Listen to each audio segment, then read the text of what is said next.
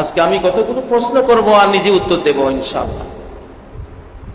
যেমন সৃষ্টি জগতের মৃত্যু শেষে আল্লাহ প্রশ্ন করলেন, আবার আল্লাহ উত্তর দিলেন। সেই ধারায় আমি আজকে প্রশ্ন করব, আবার উত্তর দেব, কোরআন থেকে উত্তর দেব ইনশাআল্লাহ। যদি আমাকে প্রশ্ন করেন বাংলাদেশ সহ পৃথিবীর নিরাপত্তা, সিকিউরিটি কিসে আসবে? সেফটি ফার্স্ট, সবকিছুর আগে নিরাপত্তা। এই দেশের নিরাপত্তা, বাংলাদেশের নিরাপত্তা, আপনার নিরাপত্তা, আপনার ছেলে মেয়েদের নিরাপত্তা, আপনার বাড়ির, আপনার গ্রামের নিরাপত্তা, আপনার ব্যবসা বাণিজ্যের নিরাপত্তা, আপনার সবকিছুর নিরাপত্তা কি দিয়ে অর্জিত হবে? প্রশ্ন। উত্তর হলো আল্লাহ বলেন, ওয়াতাসিমু বিল্লাহ,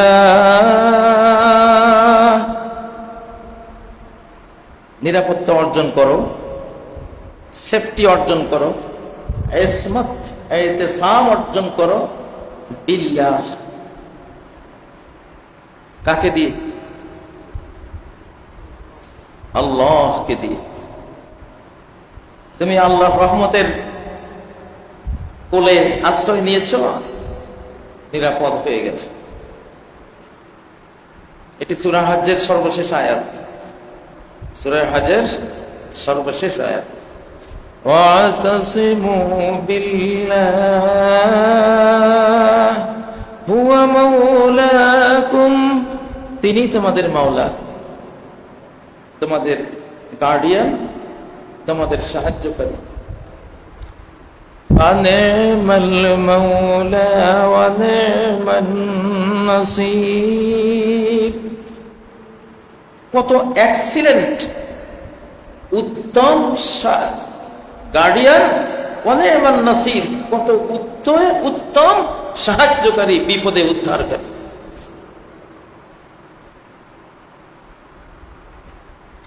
বাংলাদেশ বর্তমানে যে বিপদে আছে, উদ্ধারকারী কে?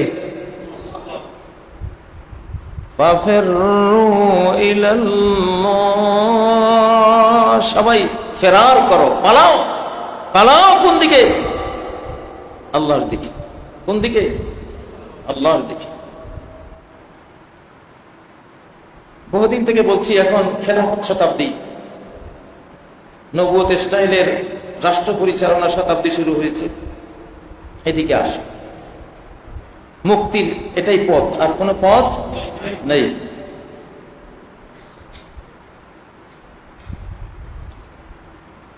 নবী সাল্লাল্লাহু আলাইহি সাল্লামের অনেকগুলো দোয়া আছে। একটি বিখ্যাত দোয়া, আল্লাহুম্মা আসলিহ লি দীনি আল্লাযী হুয়া ইসমাতু আমরি, আমার দ্বীন সুন্দর করে দেন। আমার দ্বীনের যে ছেঁড়া ফাটা, ছিন্ন ভিন্ন হয়ে আছে আমার ধর্মটা, দ্বীনটা,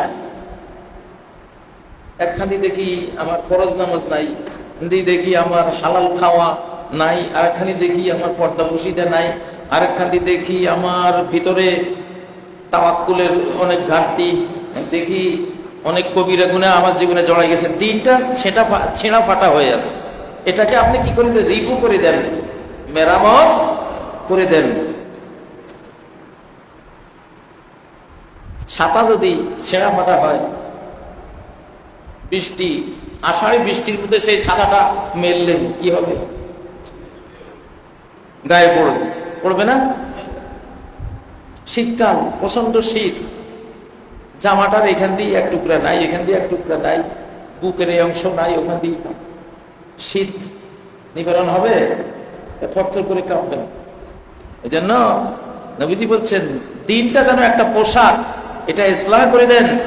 আল্লাযী হুয়া ইসমাতু আমরি, আমার জীবনের সকল নিরাপত্তা আমার দ্বীন, আমার ধর্ম। আপনার দ্বীন, আপনার নমরুদের আগুনে ইব্রাহিমকে রক্ষা করেছিল কিসে? তার ধর্ম, তার ঈমান, তার বিশ্বাস, তার তাওয়াক্কুল। তিমি মাছের পেটে ইউনূস আলাইহিস সালামকে উদ্ধার করেছিল কে? তার একটি ধর্মীয় তাসবিহ, লা ইলাহা ইল্লা আনত, তুমি ছাড়া কোনো ইলাহ নাই, কোনো মাবুদ নাই, কোনো মাহবুব নাই, কোনো মাকসুদ, জীবনের কোনো লক্ষ্য উদ্দেশ্য কেউ কিছুই নাই, তুমি সুবহানাক। কাউকে জীবনের লক্ষ্য বানানো থেকে তোমার কাছে আমি আশ্রয় চাই, এই শিরিক থেকে তুমি পাক। আমি কাউকে জীবনের লক্ষ্য বানাতে পারি না, কাউকে আমার জীবনের মাবুদ বানাতে পারি না, কাউকে আমার সমস্ত ভালোবাসা উজাড় করে দিতে পারি না তুমি ছাড়া। সুবহানাক, আমার এসব শিরিক থেকে তুমি পবিত্র। ইন্নী কুনতু মিনাজ জালিমিন, আমি জুলুম করে এই মাছের পেটে পড়েছি, আমি জালিম ছিলাম, এই জন্য মাছের পেটে তোমার একটা হুকুম খেলাপ করছিলাম, তুমি বলছিলে না, যত কিছুই হোক জাতির কাছে থাকো, তাদেরকে দাওয়াত দাও, তাবলীগ করো, তালিম দাও, আমি চলে আসছি। আল্লাহ বলেছিলেন আযাব আসবে, উনিও বলেছিলেন হ্যাঁ আযাব আসতেছে তোমাদের উপরে। উনি যখন বাড়ি থেকে চলে গেছেন, ওনার জাতি তওবা করে মাঠের মধ্যে সব শিশু, নারী, পুরুষ, বুড়ো, জোয়ান, গরু, ছাগল, হাঁস, মুরগি সব মাঠে নিয়ে এমন কান্নাকাটি আমার কাছে শুরু করেছে। একমাত্র জাতি, কাফের জাতি, যে আযাব এসেও বেঁচে গেল। ইল্লা কওমা ইউনুস, শুধু বাচ্চা ইউনুসের জাতি। একটা ইতিহাস, ওটা মানব জাতির ইতিহাসে একটা কাফের বেঈমান জাতি বেঁচে গেছে। আযাব আসার পরে ঈমান এনে, আযাব আসার পরে ঈমান কাউন্টেবল হয় না, গ্রহণযোগ্য হয় না, কিন্তু আযাব এসে গেছে, একটু আগে তারা টের পেয়ে সবাই ঈমান এনে ফেলেছে। আপনাদের সময় আছে এখনো বাংলাদেশ, ইল্লা কওমা ইউনুস, এখনো সময় আছে। কার দিকে? মেঘ দেখে বুঝেন না, আকাশে ঘন মেঘ দেখে বুঝেন না যে বৃষ্টি একটা আসবে? বিদ্যুৎ চমকাচ্ছে, ঘন ঘোর ঘটা ডাক দিচ্ছে, গুরু গম্ভীর ডাক। তাইলে নিরাপত্তা হলো আল্লাহকে আঁকড়ে ধরা, আল্লাহর দ্বীনকে আঁকড়ে ধরা। মসজিদে ডান পা দিয়ে ঢুকছেন, এটা দ্বীন, নিরাপত্তা দেবে। বের হওয়ার সময় বাম পা দিয়ে বেরিয়ে হচ্ছেন, এটা দ্বীন, এটা আপনার নিরাপত্তার পয়েন্ট, সেফটির বিষয়, নিরাপত্তা দেবে। টয়লেটে ঢুকতে বাম পা দিয়েছেন, বের হতে ডান পা দিয়েছেন, নিরাপত্তার বিষয়। দাঁড়িয়ে রেখেছেন, নিরাপত্তার বিষয়। ইসলামিক ড্রেস দিয়েছেন, নিরাপত্তার বিষয়। আজান হয়েছে, মসজিদে আসছেন, নিরাপত্তার বিষয়।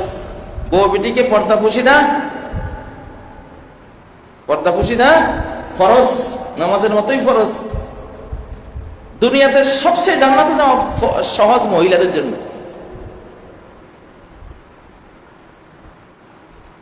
মহিলাদের জন্য জান্নাতে যাওয়ার মতো সহজ কোনো কিছুই নেই, রান্না করার চেয়েও সহজ। একটা ঘরে, পাক ঘরে যায় যে কষ্টটা করে, রাত দিন বাল বাচ্চা নিয়ে যে কষ্টটা করে, এর চেয়ে বহুগুণ সহজ মহিলাদের জন্য জান্নাতে যাওয়া। মাত্র 4টা কাজ। কয়টা? সাল্লাত খামসাহা, 5 ওয়াক্ত সালাত পড়লো। সামাত শাহরাহা, বছরে 1 মাস রোজা রাখলো। এই দুইটা আল্লাহ, আর বাকি 2টা স্বামীর। আতাআত বালাহা, স্বামী বেচারা যা কয় শান্তিতে মানি চলে, সহজ ব্যাপার না।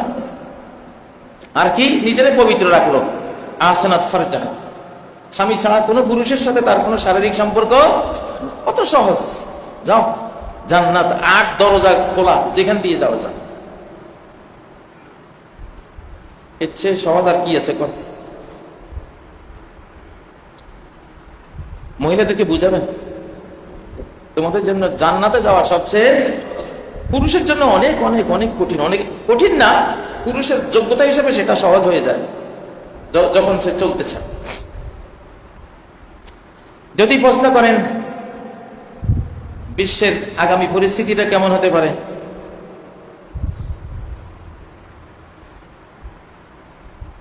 আমি কোরআন থেকে বলবো। কোরআন বলছে ফারতাকিব ইয়াওমা তা'তিস সামাউ অপেক্ষায় থাকো। আকাশ একটা ঘটনা ঘটাবে, আকাশ ঘটাবে, জমিন না। জমিনের পারমাণু বোমা টোমা এগুলি হবে কিছু, কিন্তু এর চেয়ে বহু বহু বড় গুণ, বড় পারমাণবিক আক্রমণ আসবে আকাশ থেকে, আল্লাহর পক্ষ থেকে। বড় নিউক্লিয়ার অ্যাটাক, সবচেয়ে বৃহত্তর লার্জ নিউক্লিয়ার অ্যাটাক, পরমাণু আক্রমণ আকাশ থেকে আসবে। মানুষের গুলি, মানুষের যা বানাইছে এগুলি আল্লাহটার সামনে এগুলি বাহ্যিক। يوم تأتي السماء بدخان مبين, গোটা পৃথিবীটা বিষাক্ত কালো ধোঁয়ায় আধার হয়ে যাবে, আধারে ডুবে যাবে। কোনো সূর্য নাই, কোনো আলো নাই, শুধু সারা পৃথিবীর মানুষ অসুস্থ। কিন্তু একটা আশ্চর্য ঘটনা ঘটবে, আকাশে সেই পরমাণু আক্রমণে বেঈমানরা খুব নাস্তানাবুদ হবে, ঈমানদারদের আসবে একটু হাঁচি কাশি, একটু সর্দি টাইপের, কারণ ঈমানের গরমে, ঈমানের সুরক্ষায় তারা আছে। এটা সূরা আদ-দুখান 10 নম্বর আয়াত, লম্বা অনেকগুলো আয়াত আছে। এটা আকাশের হামলা, জমিনের না। জমিনেরটা আরো ছোট, কারণ জমিনে যদি আমেরিকা রাশিয়াকে মারে, রাশিয়া ট্রাম্পের বিরুদ্ধে কথা বলে, এটা কি করলাম, তাই না? আবার পুতিন যদি ইউক্রেনকে মারে, পুতিনের বিরুদ্ধে কথা হয়, ইউক্রেন পুতিনকে মারার জন্য বিভিন্ন ধরনের চেষ্টা করে, তাদেরকে হামলা করে। পাকিস্তান ভারত যুদ্ধ হলে পাকিস্তান ভারতকে গালাগালি, ভারত পাকিস্তানকে বুঝায় যায় যে এটা ম্যানমেড, মানুষের লড়াই। কিন্তু আকাশ থেকে যে হামলা আসবে, ওখানে মানুষের কোনো কথা নেই যে আমেরিকা দোষী, রাশিয়া দোষী, পাকিস্তান দোষী বা ভারত দোষী, মুক্ত, কোনো কথা নেই। সবাই এক কথায় বলবে রব্বানা কাশিফ আন্নাল আযাব। গোটা বিশ্ব এবং সবচেয়ে বেশি বেঈমানরা রব্বানা বলবে, ও রব, ও রব। বুঝে গেল এটা না আমেরিকার, না ইউরোপের, না রাশিয়ার, না অস্ট্রেলিয়ার, না অন্য কারো। এটা আক্রমণটা কে করবে? রব্বানাই করবে। এই জন্য গোটা পৃথিবীর কি ইহুদি, কি নাসারা, কি হিন্দু, কি বৌদ্ধ, মুসলমান তো আছেই, এরা তো এমনি ডাকে আল্লাহকে, এমনি ডাকবো আমরা, সবসময় ডাকবো আমাদের বন্ধু, আমাদের পরম, আমাদের মাবুদ, তো ওনাকে তো আমরা ওনার ডাকে আমাদের জীবন। কিন্তু যারা ডাকে না কখনো, সেদিন কেউ আমেরিকা, ইউরোপ, জাতিসংঘের নাম নেবে না। রব্বানা কাশিফ আন্নাল আযাব, ও রব, ও রব, তুমি আক্রমণ করেছো, তুমি এই আক্রমণটা তুলে নাও, আর মাইরো না, আর মাইরো না। তোমার আক্রমণটা সহ্য করার ক্ষমতা আমাদের কি আছে? তুমি বানাইছো, তুমি খাওয়াও, তুমি পালো, তুমি বাঁচাও, সেই তুমি যদি মারার জন্য আযাব দাও, তো সেই আযাব কে সহ্য? আমরা ওয়াদা দিচ্ছি, সবাই বলবে সেদিন, কি আমেরিকা, কি ইউরোপ, কি ভারত, কি রাশিয়া, কি সবাই, ইন্না মুমিনুন, আমরা ঈমান আনছি। ঠিক ফেরাউন যখন মরতে বসেছে, তখন মূসারে ডাকে না, এই মূসা কি করলি? কারে ডাকছে?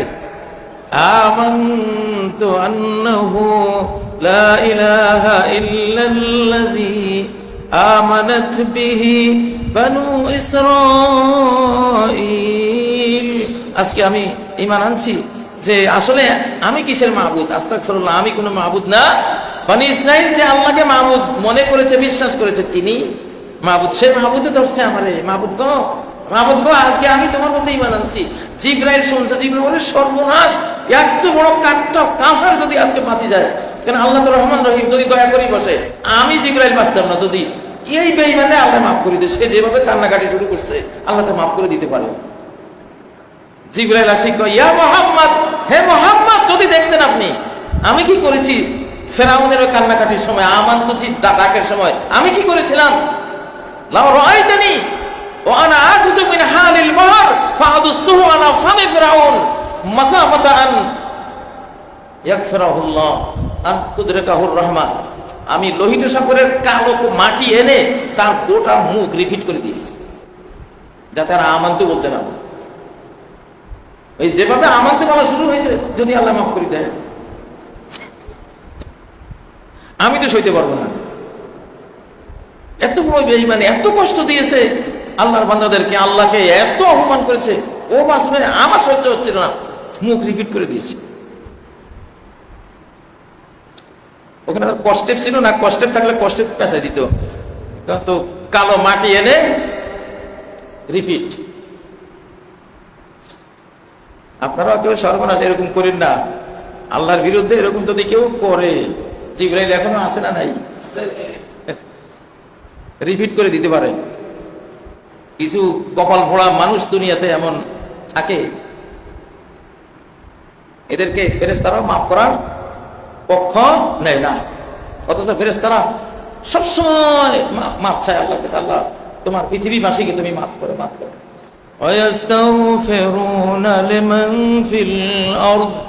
এই মাটির পৃথিবীতে যারাই আছে তারা এদের সবার জন্য আল্লাহর কাছে কি চায়? সেই ফেরেশতাদের সর্দার জিবরাইল আমিন রিপিট করে দিয়েছে ফেরাউনের। তাইলে সামনে যেটা আযাব আসবে মানুষের যুদ্ধ না, মানুষের যুদ্ধ হলে তো মানুষ জাতিসংঘের কাছে দৌড়ায়, আমেরিকার কাছে দৌড়ায়, নিরাপত্তা পরিষদের কাছে দৌড়ায়। যেটা আসবে সূরা দুখানে বলা হচ্ছে 10 নম্বর আয়াত থেকে, এখানে সবাই রাব্বানা বলে চিৎকার দিবে, ও জাতিসংঘ, ও আমেরিকা বাঁচা, ও পুতিন, ও তারপরে অমুক তমুক, এগুলি নেই। তাহলে সামনে বোঝা গেল ধরাটা কে দেবে? আল্লাহ ধরা আসতেছে।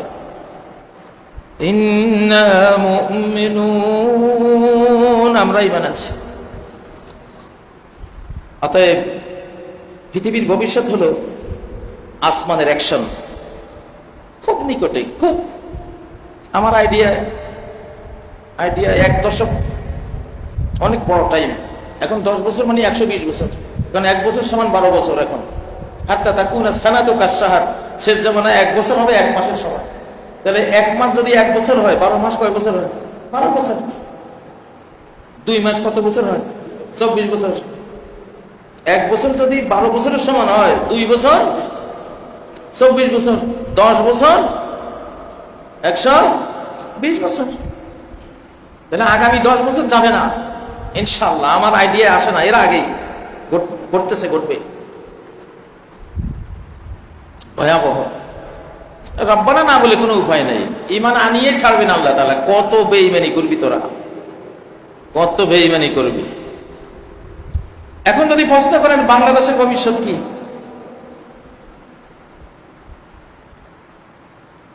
জটিল প্রশ্ন।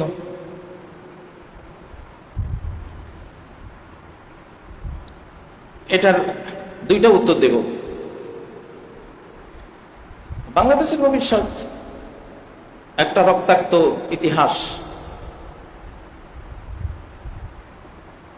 বাংলাদেশের ভবিষ্যৎ একটা রক্তাক্ত ইতিহাস, যদি যে দোষটার মধ্যে আছি আমরা, সেই দোষটা থেকে অধিকাংশ জনগোষ্ঠী ফেরত না আসে।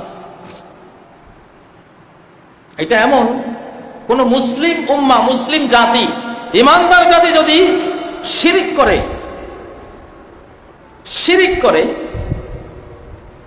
শিরিককারীদেরকে হেল্প করে, শিরিককারীদের পক্ষ নেয়, শিরিককারীদেরকে তারা নিজেদের আদর্শ বানায়, তাহলে তারা একে অপরকে খুন করবে। ঠিক যেমনটা মুসা আলাইহিস সালামের জাতি যখন একটা গো বাছুরকে মাবুদ বানিয়ে নিয়েছিল, গরুর বাছুর, স্বর্ণ থেকে, স্বর্ণ দিয়ে গো বাছুর বানিয়েছে। ওই জিবরাইল আমিন ফেরাউন যখন লোহিত সাগরের পাড়ে গিয়েছিল, তখন ফেরাউনের মহিলা ঘোড়া ছিল, মাদি ঘোড়া না, পুরুষ ঘোড়া ছিল। তো এইটা সাগরে যাচ্ছিল না, কারণ প্রাণীরা বুঝে বিপদ টের পায়। ওই ঘোড়া টের পেয়েছিল যে ভয়াবহ বিপদ সামনে। তারা তো ফেরেশতাদেরকে দেখে, আয়োজন দেখে, থমকে আছে। তখন জিবরাইল আমিন আলাইহিস সালাম একটা মাদি ঘোড়া নিয়ে ওই পুরুষ ঘোড়াটার সামনে চালিয়ে দিয়েছে। তখন ওই পুরুষ ঘোড়াটা সাহস পেয়েছে, সে ধাওয়া দিছে, ছুটছে। আর যখন সে ছুটছে, ফেরাউনের লক্ষ লক্ষ বাহিনী পিছন থেকে ছুটে চলেছে। তখন ওই সময়ে সামেরি, সম্ভবত সে দাজ্জালি, সামেরি দাজ্জাল হতে পারে। সামেরি নামক একটা লোক ছিল অদ্ভুত, অনেকে তাকে দাজ্জাল বলে সন্দেহ করে, তো হতে পারে। সে দেখলো যে জিব্রাইলের যে ঘোড়ার পা যেখানে পড়ে সবুজ হয়ে যায়, যেখানে পা পড়ে বালু ঘাস, সাথে সাথে ঘাস উঠে সবুজ হয়ে যায়, জীবন এসে যায়, কারণ উনি তো রূহ। নাজ্জালাহু রূহুল কুদুস মির রাব্বিক, রূহুল কুদুস পবিত্র আত্মা জিবরাইল আলাইহিস সালাম, উনি তো রূহ। তো উনি যে দিক দিয়ে যায় ওই দিক দিয়ে কি হয়ে যায়, রূহের প্রভাবে ওটা জীবিত হয়ে যায়। এটা সামিরি দেখছে, দেখে ওখান থেকে এক টুকরো মাটি নিয়ে নিছে, সে এক মুঠি মাটি নিয়ে নিছে, পরে ওই স্বর্ণের বাছুর বানিয়ে ওই মাটিটা তার মুখে দিয়ে দিছে, হাম্বা করে আওয়াজ করেছে। ইতিহাস, আল্লাহু আলাম, এটুকু ইতিহাস। কিন্তু গরুর বাছুরটা সত্য যে তারা গরুর বাছুরকে মাবুদ বানিয়েছে। এই গরুর বাছুরকে মাবুদ বানাবার কারণে, শিরকে আকবার করার কারণে এবং শিরিক প্রীতি, শিরিককারীদের প্রতি তাদের মমত্বের কারণে ৭০,০০০, ওই আমলে জনসংখ্যা কয়জন তখন জনসংখ্যা তো আছে ১০ লাখ ২০ লাখ, মানুষের সংখ্যা তো সামান্য। সেই সামান্য জনসংখ্যার মধ্যে ৭০,০০০ বনি ইসরাইল হত্যা হয়েছে শিরকের কারণে, শিরকের প্রতি মায়ার কারণে। আমাদের বাংলাদেশেও আমাদের মধ্যে অনেকের মধ্যে এমনটা আছে কি নাই, নিজের দেশের মায়া নাই, কিন্তু শিরিকওয়ালাদের মায়ায় আমরা একেবারে লাইলি মজনু নাকি। অতএব এইটা যদি এই দেশে চলতে থাকে তো একটা রক্তাক্ত ইতিহাসের অপেক্ষায় থাকেন মানে ইসরায়েল টাইপের। এই ইতিহাসটা আমি নিয়েছি কোত্থেকে, সূরা বাকারা ৫৪ নম্বর আয়াত। ইন্নাকুম যালামতুম আনফুসাকুম বিত্তিখাযিকুমুল ইজল, ও বনি ইসরাইল বড় জুলুম করেছো, শিরিক, সব জুলুমই পাপ, মহাপাপ। তো জুলুম করতে করতে করতে মানুষ শিরিকে পড়ে যায়। তো তোমরা যে ইন্নাকুম যালামতুম আনফুসাকুম, নিজেদের উপর বড় জুলুম করেছো, বিত্তিখাযিকুমুল ইজল, গরুর বাছুরকে মাবুদ বানিয়ে আল্লাহর জায়গায়। আল্লাহ এখন মাইনাস করে দিয়েছ, এখন গরুর বাছুরের সামনে মাথা নোয়াচ্ছ, তার কাছে ভালো মন্দ দোয়া করছো, শিরিকে পড়ে গেছো। ফাতুবু ইলা বারিকুম, তোমরা তোমাদের স্রষ্টার দিকে ফেরত আসো। ফাকতুলু আনফুসাকুম, ওই যুগের আইন ছিল ফাকতুলু আনফুসাকুম, নিজেদেরকে খুন করো। শিরিক হলো অনন্তকালের খুন। সে অনন্তকালের খুন মানে কি, শিরিক করলে তুমি মরার পরে জাহান্নামের আযাব শুরু, আর বাঁচার কোনো উপায় নেই। এটা হলো ইটারনাল কিলিং, চিরস্থায়ী কিলিং হলো শিরিক। তো সেই চিরস্থায়ী ইটারনাল কিলিং থেকে তোমাদেরকে বাঁচাবো আমি যদি ক্ষণস্থায়ী কিলিংটা নিজেদেরকে করো। ফাকতুলু আনফুসাকুম, নিজেদেরকে খুন করো। ইতিহাস বলে তারা তখন একে অপরকে আন্দাধান, এই যে খুন শুরু হয়েছে, ৭০,০০০ খুন হওয়ার পরে আল্লাহ তাদেরকে মাফ করেছে। বাংলাদেশ আমাদের তওবা কবুলের জন্য শরীয়তে বিধানে আল্লাহ খুন এখন করেন নাই, কিন্তু আল্লাহ তকদির বিধানে এই আয়াতটা শুনিয়ে রেখেছেন। কেন? যে আকাশ থেকে বন্দোবস্ত করে দেব, রক্ত ঝরবে তোমাদের যদি শিরক করো, যদি আমারে কষ্ট দাও, আমাকে যদি শিরকের মাধ্যমে নির্যাতন করো, কষ্ট দাও, তাহলে খুনের মাধ্যমে আমি অ্যাকশন নেব তোমাদের। আমাকে যদি প্রশ্ন করেন বাংলাদেশের ভবিষ্যৎটা কি, আমি দেখতে পাচ্ছি যে পরিস্থিতি, তাতে সূরা আল বাকারার ৫৪ নম্বর আয়াতটা আসতেছে। এরপরে আকাশ খোলাসা, এরপরে আকাশ পরিষ্কার, এরপরে অনেক বড় প্রাপ্তি আসবে ইনশাআল্লাহ। এটা গেল এই প্রশ্নের একটা জবাব। আরেকটা হলো, যদি আমরা সবাই তওবা করে ফেলি, এই রক্তাক্ত ভয়াবহ পরিণতি থেকে যদি বাঁচতে চাই, তাহলে গোটা জাতিকে কাকে মাবুদ বানাতে হবে? কার প্রেম অন্তরে নিতে হবে? কার ভালোবাসা অন্তরে নিতে হবে? কাকে ফলো করতে হবে? আল্লাহর নবীকে ফলো করে আল্লাহকে ভালোবাসা দিতে হবে। সেটা যে বাঁচাবে, তাওহীদ যে বাঁচাবে, তাওহীদ একত্ববাদ যে বাঁচাবে। বহুত্ববাদ শিরিক আসলে যে আপনি রক্তাক্ত হবেন, আর একত্ববাদ আসলে যে বাঁচবেন, সেটাও কোরআন থেকে নিন। একটা তো কম ইউনিসের ইতিহাস বললামই। ওরা মূর্তি পূজা থেকে তওবা করে, শিরিক থেকে তওবা করে, যেই তারা একত্ববাদী হয়েছে, আল্লাহ নেমে আসা আযাব তুলে নিয়েছেন। সূরা আনামের ৮২ নম্বর আয়াত, আল্লাযীনা আমানু, যারা ঈমান আনলো, আল্লাহর প্রতি দৃঢ় ভক্তি বিশ্বাস অন্তরে নিল, ওয়ালাম ইয়ালবিসু ঈমানাহুম বিযুলম, তাদের ঈমানকে শিরকের সাথে মিশায়নি, কোন রকমের শিরকের সাথে সম্পর্ক রাখেনি, শিরক মুক্ত হয়ে গেছে। উলাইকা লাহুমুল আমন, এদের জন্যই রয়েছে নিরাপত্তা, এদের জন্য সিকিউরিটি, এদের জন্য সেফটি, এদের জন্য জানমালের নিরাপত্তা আমি নিশ্চিত করব, আল্লাহ নিশ্চিত করব। শুধু নিরাপত্তা না, ওয়াহুম মুহতাদুন, তারা গাইডেন্স পেয়ে যাবে, হেদায়েত পেয়ে যাবে, কোন দিকে যেতে হবে আল্লাহ তাদেরকে পথ দেখিয়ে দিবেন। আমার স্বদেশবাসী, বাংলাদেশবাসী, প্রত্যেকটা বাহ্যিক কারণের পিছনে অন্য একটা অদেখা কারণ থাকে। বাহ্যিক কারণগুলো বিজ্ঞানীরা ব্যাখ্যা করে, সমাজ বিজ্ঞানীরা ব্যাখ্যা করে, রাজনীতিকরা ব্যাখ্যা করে, কিন্তু ওগুলি মূল কারণ না। তারা যেটা ব্যাখ্যায় আনে, মূল কারণ হলো ভিতরেরটা, যেটা ওরা দেখে না, ওরা বুঝে না, যেটা নবীগণ বুঝে, নবীগণ বলে।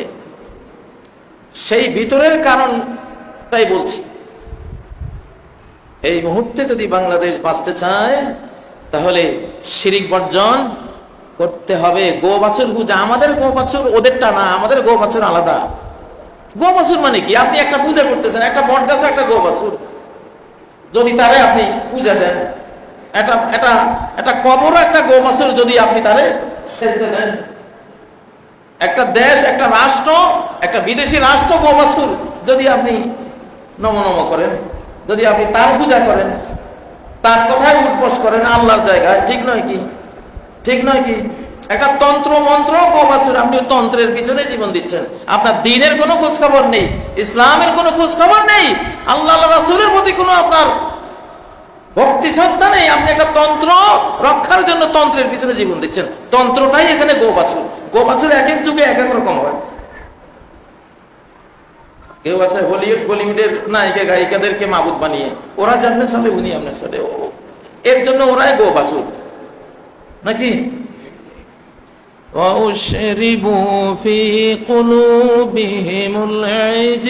আল্লাহ বলেন, আমি ওই শাস্তিটা, রক্তাক্ত শাস্তি কেন দিয়েছি? তাদের হৃদয়ের মধ্যে যেন গো বাছুরটাকে শরবত বানিয়ে, কোমল মিষ্টি পানি বানিয়ে পান করে দেওয়া হয়েছে। গো বাছুরের মায়া, পানি যেরকম ভিতরে গেলে শিরা, উপশিরা, ধমনী, উপধমনী, শরীরের রন্ধ্রে রন্ধ্রে রন্ধ্রে পানিটা পৌঁছে যায়। গো বাছুরের মায়া মহাব্বত ওই বনি ইসরায়েলের অন্তরে এইভাবে ভিতরে সর্বগ্রাসী রূপে তাদেরকে গ্রাস করে নিয়েছিল। এই জন্য দেখলাম এগুলি মৃত্যুদণ্ড ছাড়া কোনো আর ওয়ে নেই।